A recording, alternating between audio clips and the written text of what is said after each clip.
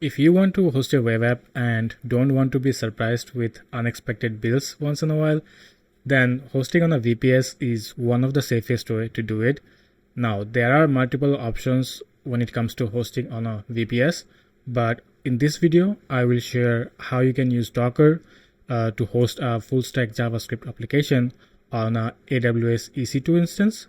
Now, your application can be Python, PHP, or whatever, but the fundamentals should be the same. So I have written down all the major steps you need to follow throughout the video. First, we need to have a Docker and Docker Compose files. We'll have one for our front end and another for back end. And then we will need a web server. For this video, I'll be using Caddy, but you can use Nginx, Traffic, or any other ones. And then we will push our code to GitHub, create a EC2 instance on AWS, and set up SSH so our EC2 instance can talk to the GitHub. And then we'll pull our code in our EC2 instance via SSH. Then we'll install a Docker in our EC2 instance, connect our domains with the Docker containers, and start the application. And yeah, that's pretty much it. Should be fairly simple. Let me show you my Docker files first. So here I have a Docker file for my front end and another for my back end. My front end is a React app and the back end is in Hono. It is fairly simple, so I'll just go through this fast. But if you have any other questions, do let me know in the comments. So first I'm using burn as a base image and then setting my work directory and then copying all the packages into the work directory. See, I have like two files here, one for client and one for shared. You can ignore this. This is because I'm using TRPC. So for your case, you may not need this. And then I'm installing all the dependencies, running the build. And then when everything is done, I'm using Caddy to serve the static version. By the way, if all of this look very unfamiliar to you and don't have any idea how Docker works, make sure to watch my previous video where I went through the basics of Docker. So make sure to watch that first to better understand this video. Moving on, this is my backend Docker file. This should look very similar to the front end because I'm using the same burn here as well. So first I'm installing all the packages and then copying the node modules in the work directory, copying all the code and the package file, and then building the app. And then when everything is done, this is the last step where I am copying the files from the build and then running the build file. And to manage these containers, I have a Docker Compose file where I have basically three services. One is for the API, one for the client, and one for the Caddy web server. The API is using the Docker file.backend, this one, and then exposing on port 8000. And then the client is using Docker file.frontend, and for Caddy, it's using caddyfile.dev, which is this one, which basically reverse proxies this domain to our client container and these domains into our API container. Once you have everything ready, you should push all this to GitHub. So I'll go terminal and git add dot. Let's give it a commit. Added dev env push main.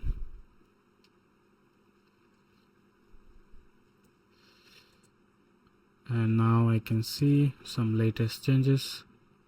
Yeah, this one just came now. So we have completed the first three steps. Now let's go to AWS and create our EC2 instance. So I'll go to AWS. Once you are in your AWS console, just search for EC2.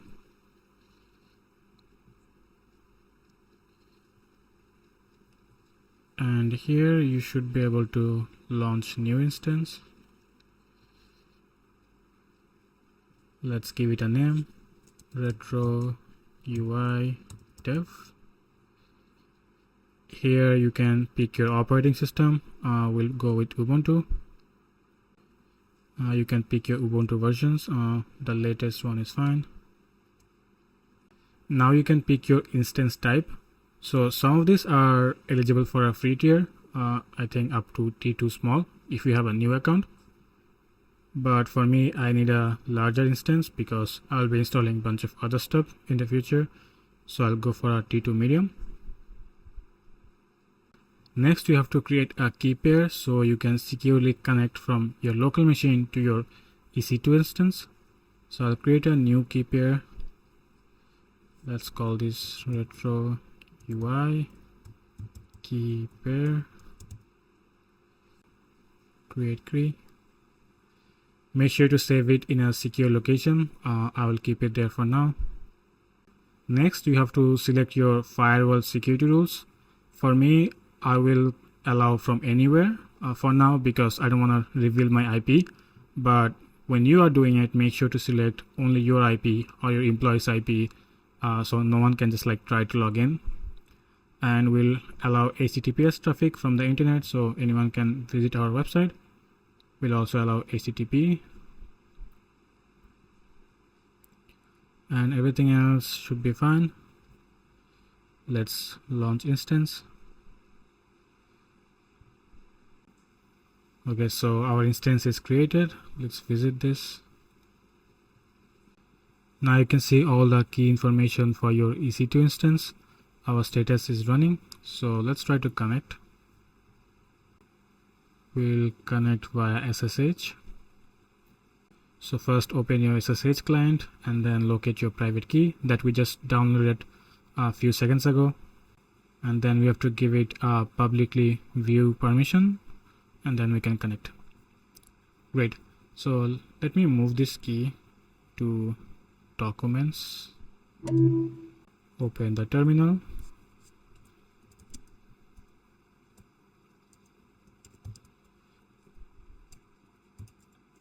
So here I will run this command,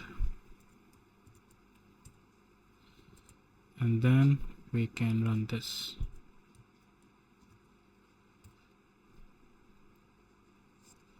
Yes.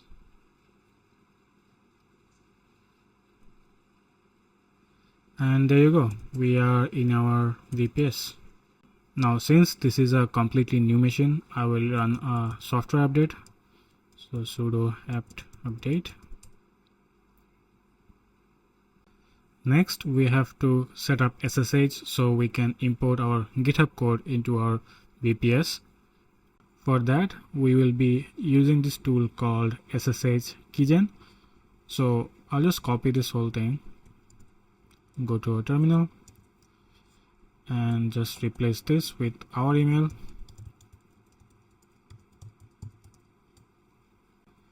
The default is fine. And this created a SSH key pair in your local machine inside the SSH folder. So we have this private and public file. So let's go to GitHub and add this so we can connect to our account. Go to your settings, go to SSH and GPG keys, add new SSH key. Let's call it retro UI dev EC2. Let's go to our terminal, copy our public file,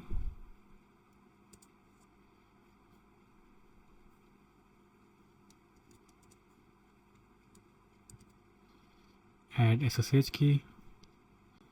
So I'll need to add my verification. 1 second. Okay, looks like it's done. Now we can go to our code base.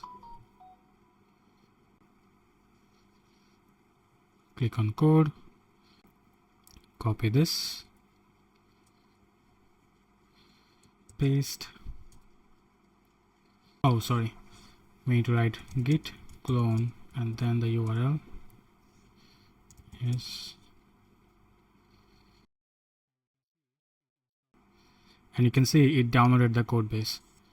So we are almost at the end. I think now we just have to install Docker and then connect our domain.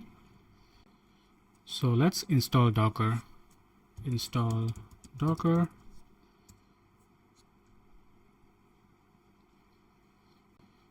We are using Ubuntu.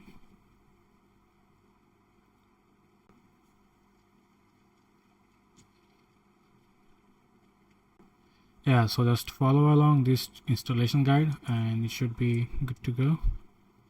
We can install the latest. Yes.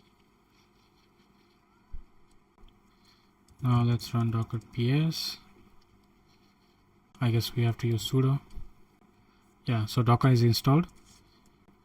So now let's go inside our project file, ops, and here we can see all our Docker compose files. So now we can just write sudo docker compose, give it the file location, docker file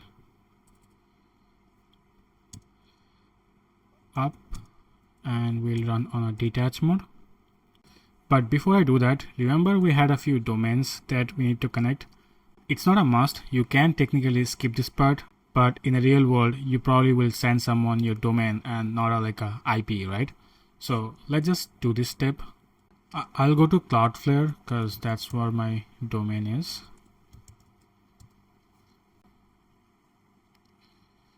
Select my domain. Go to DNS records.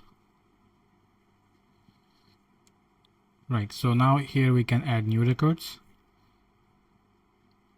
In the name, it should be pro-AWS for the front end. And then in the IP address, we need to give our public IP address. So let's go to our instance, copy this. We don't need to proxy for now. Save. And then add another record for the backend. API AWS. Same IP. Save. And now we can start our Docker compose file. Docker compose is not installed, so maybe we can just write as docker space compose. Okay, so I forgot to add the env file, so let's add that real quick.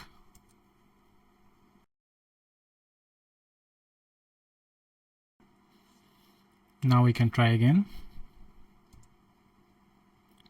And now you can see our container is starting to install. It's going through all the commands that we specified in our Docker file.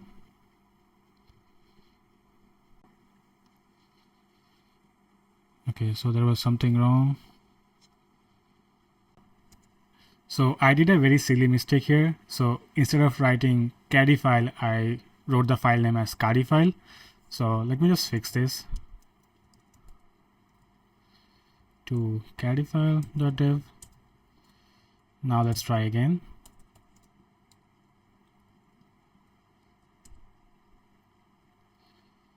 And this time everything should be up.